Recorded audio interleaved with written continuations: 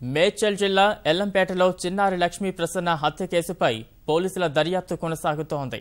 చిన్నారి లక్ష్మీ ప్రసన్న బుధవారం నాడు హత్యకు గురైంది. హత్య జరిగిన 24 గంటలు కావస్తున్నా నిందితులెవరన్నది ఇంకా గుర్తించలేదు. తమకు ఎవరు శత్రువులు లేరన్న హతురాలి తండ్రి తాను ఫోన్ చేసినప్పుడు భయంగా ఉందన్న తన కుమార్తె ఆ తర్వాత అరగంటకే హత్యకు గురైందన్నారు.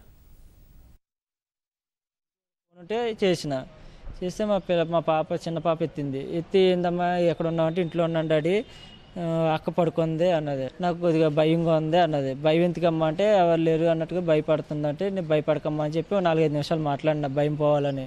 ఇంట్లోనే ఉన్నాడమ్మా, పప్పి ఉంది కదా పప్పి తాడుకో, ఎటు వెళ్ళకమ్మా అని చెప్పి పెట్టేసిన అన్న. బ్లేడును కత్తిరి ఉంటుంది, ఆ కత్తిరితోనే చంపారు. నేను సేవింగ్ చేసుకుంటా బ్లేడు. అక్కడ టబ్ ఉంటుంది బాత్రూంలో, పైన పెడతా. మా పిల్లకి కూడా అందదు, పోనీ మా పిల్లలు ముట్టుకోరు, అసలు హైట్లోనే ఉంటుంది, అవి ముట్టుకోరు అసలు వాళ్ళు. వాటితో తీసి ఆ బ్లేడును కత్తిరితో తీసి మొత్తం అంతా, ఇంకా నేను చూడలేదు పీక. ఇదైతే చూసిన హాస్పిటల్లో మొత్తం ఇదంతా గుంట కింద అయిపోయింది. ఇంకా పీక ఇది నాకు చూడబుద్ధి కాలే, ఇక తట్టుకోలేకపోయినా.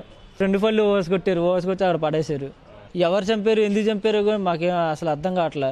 పోనీ నాకు ఏమన్నా శత్రువులు పగోళ్ళు ఉన్నారంటే అనుకోవచ్చు, నాకు శత్రువులు పగోళ్ళు ఎవరు లేరు.